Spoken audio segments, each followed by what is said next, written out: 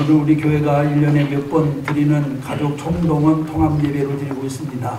아직도 믿지 않는 가족들이 많이 있어서 이런 기회를 통해서 가족 구원을 위하여 힘쓰기 위해서 우리가 1년에 몇 차례 이렇게 통합 예배를 드리고 있는데, 제가 가만히 보니까 이 통합 예배를 통해서 새로 오는 가족들도 있고 그렇지 못한 가족들도 많이 있습니다. 특별히 오늘은 우리가 유치부 우리 아이들부터 어른까지 한 자리에서 예배를 드리기 때문에 조금은 예배가 소란스러울 수 있습니다만은, 그러나 그것도 하나님의 은혜라고 생각하시고 우리 장년부들은 정말 은혜롭게 이 예배를 드리시기를 바랍니다.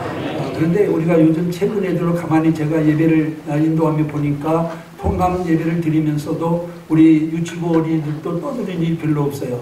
그렇기 때문에 너무나 예배 드리는 그런 이와 같은 모습이 아름답고 너무나 예배 드리는 자세가 진지하기 때문에 얼마나 흐뭇한지 모르겠습니다. 여러분들 이 시간 보시면 알겠지만은 여기 유치부부터 그 다음에 우리 장년부까지 다 있습니다만은 잡음이 별로 없잖아요. 그러니까 얼마나 큰 은혜가 되는지 모르겠습니다. 오늘 저는 오늘 여러분들과 함께 읽은 이 본문에 있는 말씀 가지고 아름답고 행복한 가정이라고 하는 제목으로 함께 은혜를 나누려고 합니다. 여러분, 5월을 우리가 가정의 달이라고 우리 말을 해요. 여러분, 5월달 안에는 참으로 의미 있는 날들이 많이 있습니다. 어린이날도 있지요, 어버이날도 있지요, 스승의 날도 있지요, 또 부부의 날도 있습니다. 그런데 가정에 관련된 모든 이와 같은 축복된 날이 이 5월달에는 다 들어있습니다. 그렇기 때문에 여러분, 특별히 5월은 그 무엇보다도 우리의 가정을 한번 되돌아보고 또 우리의 가정을 행복한 가정으로 만들기 위해서 어떻게 해야 될 것인가를 한 번 정도는 고민해 보아야 되는 달이 아닌가, 이렇게 저는 생각을 합니다. 그래서 저는 오늘 어린이 주일입니다만은 특별히 제목을 아름답고 행복한 가정이라고 하는 제목을 잡아보았습니다. 여러분, 가정은 하나님께서 인간에게 허락하신 많은 공동체들 중에서도 가장 귀한 축복의 공동체인 것입니다.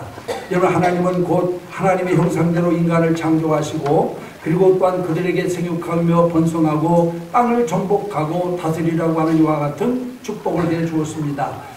그렇기 때문에 여러분, 가정이라고 하는 것은 하나님께서 이 땅에 국가를 세우기 전에 또 심지어는 교회를 세우기 전에 먼저 세워진 이와 같은 제도이자 기관임을 우리가 분명히 알 수 있어요.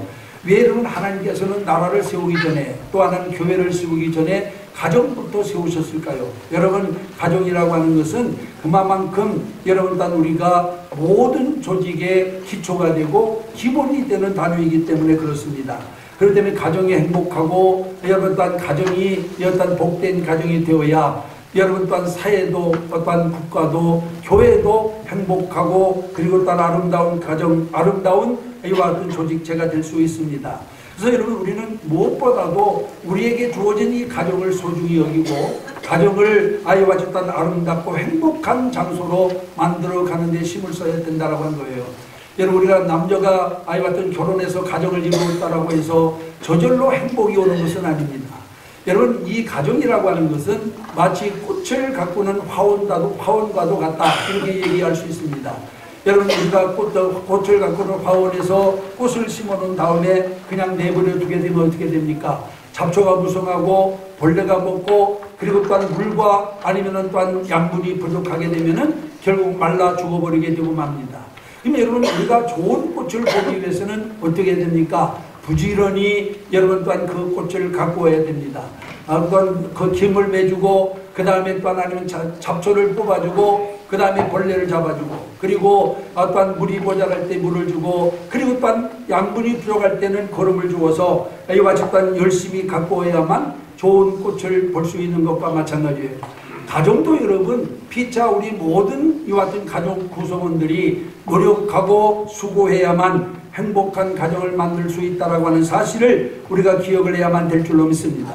근데 여러분, 우리가 분명히 기억할 것은 우리 성도들은 이런 행복하고 아름다운 가정을 아이와 같이 또한 가꾸어야 할 책임과 사명이 있다라고 하는 사실을 우리가 분명히 기억을 해야 될 줄로 믿습니다. 그래서 여러분, 가정이 행복하지 못한 것 누구 때문입니까? 바로 나 때문이고, 가정이 아름답지 못한 이유 어디에 있습니까? 바로 나에게 있다라고 하는 사실을 기억을 해야 돼요. 왜냐하면은 하나님이 우리를 부르실 때 우리의 가정을 행복하고 아름답게 만들 수 있도록 우리에게 사명을 주었는데 그 사명을 제대로 깨닫지 못하고 그 사명을 제대로 감당하지 못하게 되면 여러분 가정이 행복하지 못하게 되고 그리고 가정이 아름다운 가정이 될 수 없습니다. 그래서 우리는 부지런히 행복한 가정을 만들기 위해서 아름다운 가정을 가꾸기 위해서 부단히 노력하고 힘쓰는 자들이 되어야 된다고 하는 것을 우리는 분명히 기억을 해야 될 줄로 믿습니다.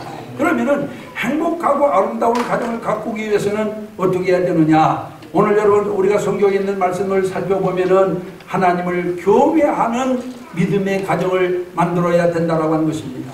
여러분 믿음이라고 하는 것은 어떤 사물에 대한 신념이나 신뢰를 가리키는 그런 말입니다. 성경에서 믿음이라고 하는 것은 하나님을 믿는 것, 곧 하나님을 인정하고 자신을 내어주신 하나님을 전적으로 의지하는 것을 말합니다. 인간은 믿음이 없이는 하나님과의 올바른 관계가 성립될 수 없으며 믿음이 없이는 하나님을 기쁘시게 할 수 없다라고 말씀하고 있습니다. 여러분 믿는 자에게는 능치 못한 일이 없다는 말씀과 의인은 믿음으로 말미암아 살리라고 하는 말씀을 볼 때 우리 그리스도인들에게 있어서 가장 중요한 것은 바로 믿음이라고 하는 사실을 여기서 우리가 분명히 알 수 있습니다. 하나님은 이러한 믿음의 가정을 찾으시고 또 그 믿음의 가정을 축복하시며 그 믿음의 가정을 사랑하신다라고 하는 것을 기억하시기를 바랍니다. 그러므로 가정은 온전한 믿음의 가정이 되기 위해서 여러분 우리가 부단히 힘쓰고 노력을 해야 된다라고 하는 것입니다. 여러분 가정이 믿음의 가정을 이룰 때 하나님의 복을 받을 수 있습니다. 오늘 여기 이 봉독한 본문에 있는 말씀 가운데도 보면은 너와 내 아들과 내 손자들이 평생에 내 하나님 여호와를 경외하며 라고 이렇게 여기 말씀해 주고 있는 것을 볼 수가 있어요. 믿음의 가정을 이룰 때 하나님의 축복도 하나님의 은혜도 우리에게 임한다라고 하는 말씀인 줄로 믿습니다. 여러분 세계 제2차 대전에 두 주역이 있습니다. 한 사람은 세계 제2차 대전을 일으킨 독일의 아돌프 히틀러라고 하는 사람이고 또 한 사람은 히틀러를 제압한 미국의 아이젠하워라고 하는 사람입니다. 여러분 히틀러와 아이젠하워는 대서양을 사이에 두고 1889년에 같은 해에 태어난 사람들입니다. 하지만 두 사람은 전혀 다른 열매를 맺었음을 우리가 분명히 알 수 있어요. 히틀러는 전쟁 광이 되어서 세계를 전장의 도안으로 몰아넣었습니다. 그는 유태인들 600만 명을 여러분 학살한 후에 독일의 패전이 확실치 되자 1944년 4월 30일 베를린의 한 벙커에서 스스로 목숨을 끊어서 자살을 했습니다. 이 소식이 세계에 전해지자 세계 모든 사람들이 박수를 치면서 좋아했어요.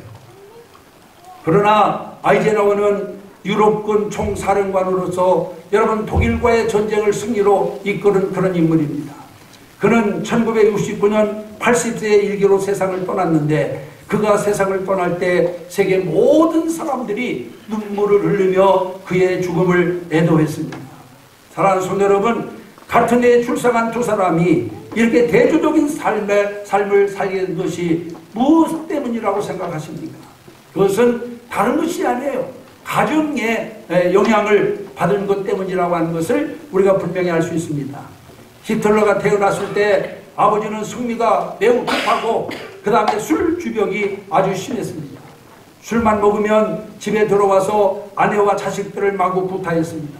그러다 보니까 어머니는 집에 있기보다는 밖으로 나돌아다니게 되었고 사교를 즐기고 결국에는 외간 남자와 불륜 관계를 맺고 그 다음에 가정을 떠나고 말았습니다.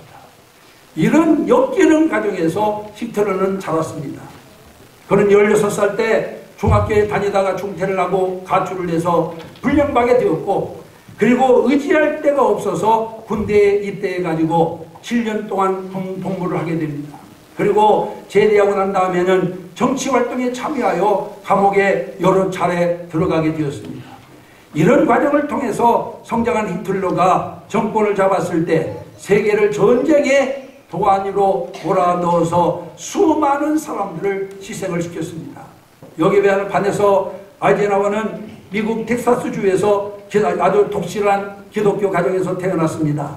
비록 여러분 가난한 농부의 집안에서 태어났습니다마는 그는 어렸을 적부터 신앙교육을 철저히 받고 하나님을 믿는 평화로운 가정에서 자랐습니다.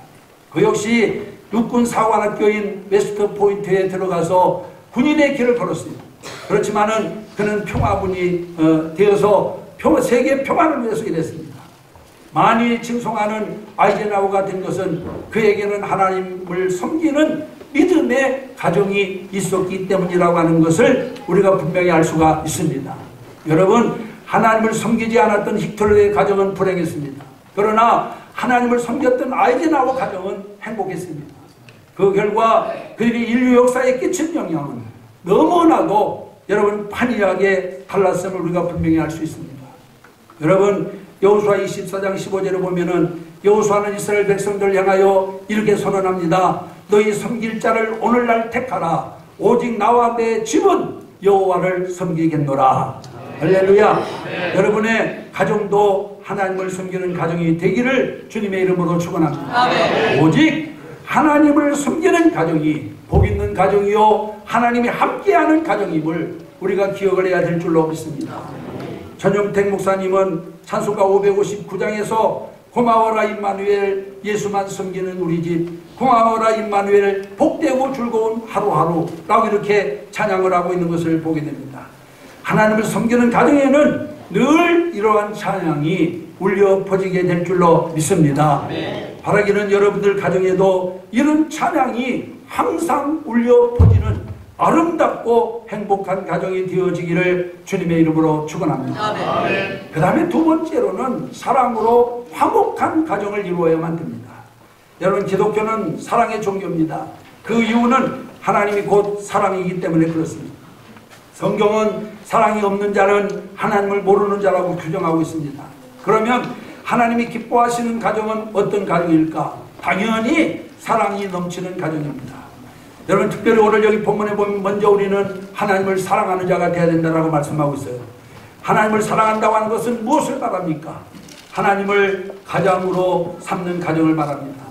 가장이라고 하는 것은 그 집안의 주인이며 모든 일에 최종적으로 책임을 지고 그 가정을 이끌어가는 사람입니다. 반면 그렇기 때문에 오늘 여러분, 우리는 보통 사람들은 아버지가 집안의 가정이지만은 하나님을 사랑하는 가정이라고 한다면은 하나님을 가장으로 모셔야만 되는 것입니다. 하나님께서 그 집의 주인이 되어서 책임을 져준다라고 한다면은 여러분, 부족한 것이 무엇이겠습니까? 여러분은 하나님을 여러분들의 가정의 가장으로 모시고 살아가고 계십니까? 여러분, 하나님을 사랑하는 그런 가정은 그의 말씀을 가오로 삼고 사는 가정입니다. 하나님의 말씀을 등불이요 빛으로 또 우리가 가야 할 바른 길로 이렇게 여기 우리가 삼고 살아가게 될 때 주께서 우리를 복된 길로 인도해 주실 줄로 믿습니다. 그렇기 때문에 말씀에 순종하여 살 때 집안이 형통하게 되고 말씀에 순종하여 살아갈 때 하나님이 함께하여 복받는 가정이 된다라고 하는 사실을 우리가 기억을 해야 될 줄로 믿습니다. 뿐만 아니라 하나님을 사랑할 뿐만 아니라 우리는 서로 또 사랑하는 자가 되어야 됩니다. 여러분, 서로 사랑하기 위해서는 우리가 어떻게 됩니까? 자기 주장을 버려야만 합니다. 아무리 한 가족이라도 각자의 생각이 다른 법입니다. 그렇기 때문에 자기만을 생각하여 고집한다면은 사랑은 고사하고 다툼과 싸움이 그칠 날이 없을 것입니다. 그러므로 내 생각을 주장하기 전에 먼저 상대의 생각을 들어주는 그런 마음을 가져야만 됩니다. 상대를 이해하려고 하는 적극적인 마음을 가져야만 됩니다. 남편과 아내 사이에 그리고 부모와 자식 간에 형제와 형제끼리 이해하는 것이 바로 사랑의 시작입니다. 이해한다고 하는 것은 받아들인다고 하는 것이며 용납한다고 하는 그런 뜻입니다. 여러분, 가족 간에 서로 이해하고 용납하게 될 때 그 가정에는 사랑이 넘치게 될 줄로 믿습니다. 자기의 주장을 버리는 것은 소극적 의미에서 사랑이라고 한다면은 여러분, 상대를 이해하는 것은 적극적인 의미의 사랑입니다. 이 두 가지가 선행될 때 그 가정에 사랑이 넘치게 되고 하나님이 기뻐하시는 가정이 될 수 있다고 하는 사실을 기억하시기를 바랍니다. 행복하게 사는 젊은 부부가 있었습니다. 근데 어느 날 남편이 퇴근길에 버스 정류장을 지나다가 같은 사무실 여직원을 보고 차를 세웠습니다. 그리고 같은 방향이기 때문에 그를 불러서 자기 차에 태우고 갔어요. 근데 이것을 목격한 부인의 친구가 급히 자기 친구에게 전화를 걸어가지고 내 남편이 어느 젊은 아가씨와 데이트를 하더라 하고 이렇게 말을 전해 주었습니다. 친구의 전화를 받은 부인은 일방적으로 남편을 공격하기 시작했습니다. 남편이 변명을 하려 했습니다마는 변명의 기회도 주지 아니하고 계속해서 공격하는 바람에 남편은 일방적으로 당하고 말았습니다. 그러자 여러분 또한 그들은 그날 밤 잠도 제대로 자지 못하고 날이 밝자마자 아이와 전 또한 아내는 남편은 아침밥도 먹지 못한 채 출근을 했고 아내는 해가 중천에 뜰 때까지 자리에서 일어나지를 않았습니다. 얼마 후에 남편이 출근하고 얼마 지나지 않아가지고 전화가 걸려왔습니다. 자고 있던 아내가 전화를 받는데 무슨 말이 들려오느냐, 당신 남편이 교통사고가 나서 즉사했다라고 하는 이와 같은 전화가 걸려왔습니다. 여러분, 우리 이야기가 우리에게 주는 교훈이 무엇이라고 생각합니까? 불신보다 더 나쁜 것은 불화하는 것입니다. 또 여러분, 싸움보다 더 불행한 것은 화해를 하지 않고 완고하게 나가는 것입니다. 여러분, 행복이라고 하는 것은 상대방이 만들어주는 게 아니에요. 내가 만드는 것입니다. 그런데 오늘날 많은 사람들은 상대방이 자기에게 행복을 만들어 주기를 바라고 있습니다. 그렇기 때문에 진정한 행복을 누리지 못하는 겁니다. 여러분, 앞서도 말씀드렸지만은 자기 주장을 버리고 상대를 이해하는 마음을 먼저 가져야 됩니다. 그래야 여러분 또한 부부 간에도 행복할 수 있습니다. 부모와 자녀 간에도 행복할 수 있는 것입니다. 그러나 자기를 내세우고 상대방을 이해하지 않는 마음은 여러분 결국 불화를 가져오게 되고 그 가정은 결국 여러분 또한 행복보다는 오히려 불행한 가정이 될 수 있다고 하는 사실을 여기서 우리는 분명히 기억을 해야만 될 줄로 믿습니다. 그래서 우리가 여러분 행복한 가정, 아름다운 가정을 이루기 위해서는 무엇보다도 여러분 또한 사랑으로 화목한 가정을 이루어야 됩니다. 그래서 이 화목하고 아름다운 가정은 누가 만들 수 있느냐? 믿음의 사람들만 가능해요. 세상 사람들은 자기 행복만을 추구합니다. 세상 사람들은 자기의 이익과 유익만을 생각합니다. 그러나 믿는 사람들은 여러분 먼저 무엇을 생각합니까? 다른 상대방을 생각하게 되는 거죠. 그렇기 때문에 여러분 우리는 무엇보다도 사랑으로 화목한 가정을 이루도록 힘쓰는 여러분들이 되시기를 주님의 이름으로 축원합니다. 그 다음에 마지막 세 번째로는 말씀을 따라 사는 가정이 되어야 됩니다. 여러분 역사를 보면 위대한 작가나 위대한 사상가들 가운데 많은 사람들이 성경의 영향을 받은 것을 볼 수가 있습니다. 임마누엘 칸트의 순수 이성 비판이라든지 헤겔의 정반합 논리, 그리고 또 아니면은 유명한 교육자 페스탈루치의 교육 사상도 성경에 근거한 것이고, 또 단테의 신곡이나 존 버년의 천로역정도 성경에서 영향을 받은 그런 작품들입니다.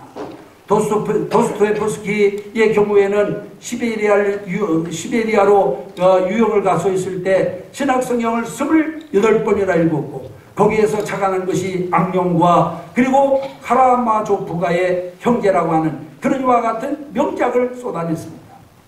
미국의 사우스 다코마 주에 가면은 너시모어라고 하는 유명한 산이 있는데 그 산에 미국 대통령의 얼굴이 조각되어 있는 화강암 벽이 있습니다. 거기에는 미국 역사상 가장 훌륭했던 4명의 대통령인 조지 워싱턴과 그리고 토마스 제퍼슨과 그리고 데오도로 루즈벨트 그리고 에이브라함 링컨의 얼굴이 새겨져 있습니다. 여러분 이 조각상들은 이 뒤에 피라밋보다도 더 큰 것으로서 워싱턴 대통령의 머리만 해도 18m나 되고 이 18m면 건물로 치면은 아파트 5층 높이에 달합니다. 그리고 그 높이는 전체가 142m나 된다고 해요. 그런데 여기 조각된 인물들은 하나의 공통점이 있는데 그것이 바로 뭐냐? 하나님의 말씀을 그들의 생활 이념으로 삼았던 사람이라고 하는 것을 우리가 알 수가 있습니다. 여러분 조지 워싱턴은 미국의 초대 대통령으로 취임을 한 자리에서 성경이 아니면 세계를 다스릴 수 없다라고 말하면서 성경에 손을 얹고 대통령 선서를 했습니다. 이렇게 조지 워싱턴 대통령이 성경에 손을 얹고 선서한 이후에 지금까지 미국은 대통령으로 취임할 때 모든 대통령들이 하나님 말씀 위에 손을 얹고 선서를 합니다.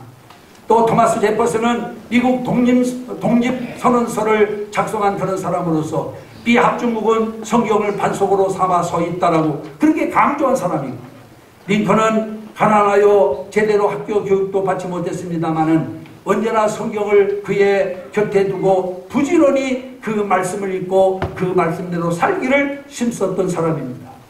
대통령이 되고 난 다음에도 그는 그 책상 위에 항상 성경을 얹어놓고 틈만 나면 그 성경을 읽었습니다. 그러면서 그는 뭐라고 얘기했느냐? 성경은 하나님께서 주신 가장 좋은 선물이라고 그렇게 그는 고백을 했습니다. 그러면 루즈벨트는 신실한 그리스도인의 부모 밑에서 믿음으로 성장한 사람입니다. 그는 말하기를 어떠한 방면에서 활동하는 사람이라도 또한 그가 자기의 생을 참되게 살기 위해서는 하나님의 말씀을 읽기를 권한다 라고 이렇게 말할 만큼 그는 하나님의 말씀을 철저히 읽고 실천하며 산 사람이었습니다. 이처럼 세계적으로 위대한 인물은 대부분 하나님의 말씀을 읽고 또한 그 말씀을 들었던 사람들입니다. 성경을 그들의 신념으로 삼았던 사람들, 그들은 여러분 세계적인 위대한 사람이 되었다라고 하는 사실을 기억하시기를 바랍니다. 참으로 하나님의 말씀에는 사람을 변화시키고 위대한 인물로 성장하게 하는 힘이 있습니다. 그러므로 우리는 하나님의 말씀을 여러분 듣고 가르치는 일에 힘쓰는 자가 되어야만 될 줄로 믿습니다. 오늘 본문 8절 9절 보세요. 너는 또 그것을 내 손목에 매며 기호를 삼으며 내 미간에 붙여 표를 삼고 또 내 집 문설주와 바깥문에 기록할지니라 하고 말씀하고 있습니다. 여기서 모세는 이스라엘 백성들을 향해서 하나님의 말씀을 전 삶의 현장에 적용할 것을 권면하고 있는 것을 보게 됩니다. 여러분, 손목에 매라고 하는 것은 하나님의 말씀을 모든 행동의 지침으로 삼으라고 하는 것입니다. 그리고 여기 미간에 붙이라고 하는 것은 모든 사고의 판단 기준으로 삼으라고 하는 것입니다. 그리고 문설주에 기록하라고 하는 것은 우리의 삶을 온통 지배하게 하라고 하는 말씀입니다. 그렇습니다. 하나님을 사랑하고 그분을 신앙하는 것은 무엇보다도 우리의 삶을 통해 표현되어야 될 줄 믿습니다. 한국교회가 안고 있는 문제점은 신앙을 어떻게 생활 가운데 정착시키느냐 하는 것입니다. 즉 주일과 평일의 생활이, 교회와 가족의 생활, 직장과 사회생활이 어떻게 신앙생활과 연결되어야 할 것인가 하는 문제입니다. 믿는 사람들 가운데 많은 사람들이 교회에서와 세상에서의 삶이 다릅니다. 교회에서는 누구 못지않게 하나님을 잘 믿는 성도인 것 같지만 세상에 나가면은 믿지 않는 사람들과 똑같이 사고하고 믿지 않는 사람들과 똑같이 행동하고 믿지 않는 사람들과 똑같이 말합니다. 우리는 달라야 됩니다. 성도라고 하는 말은 거룩하게 구별된 사람이라고 하는 말입니다.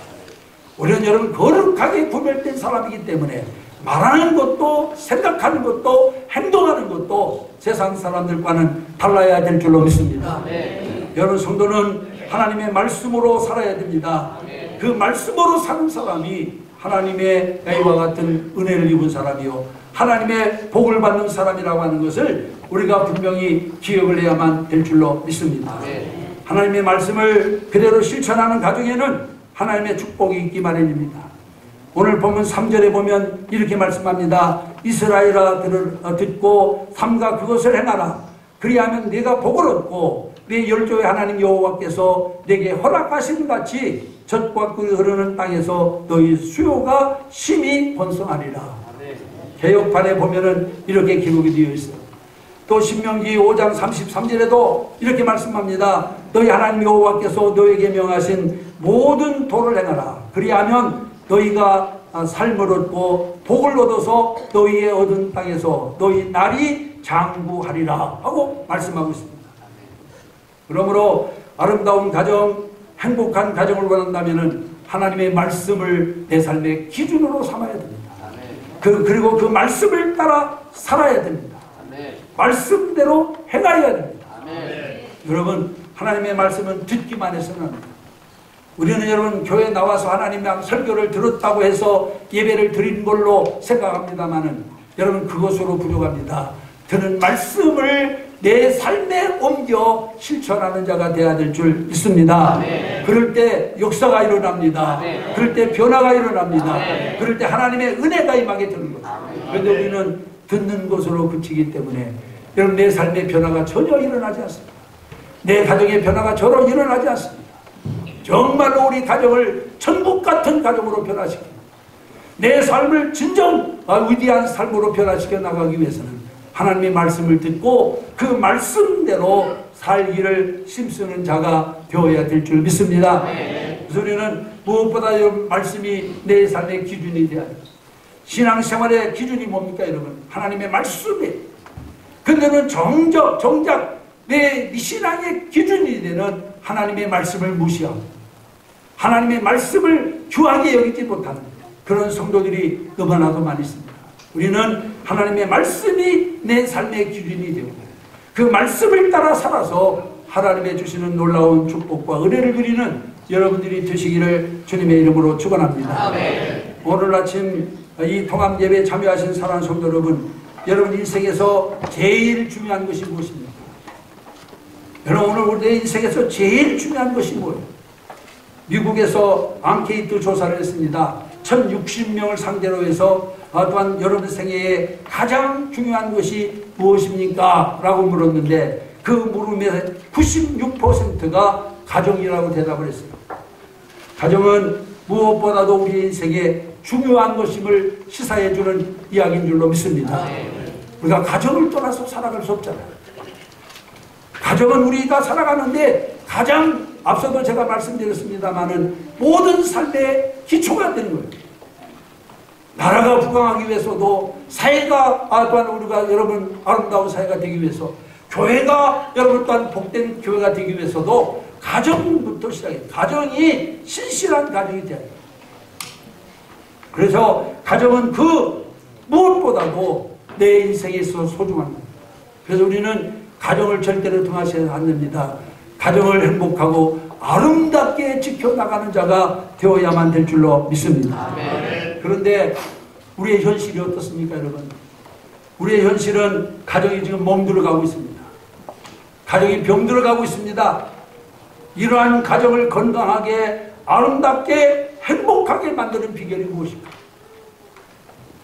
오늘 본문은 우리에게 세 가지를 제시해 줍니다. 첫째는 하나님을 모신 가정이 되어야 됩니다. 하나님만 경외하는 믿음의 가정.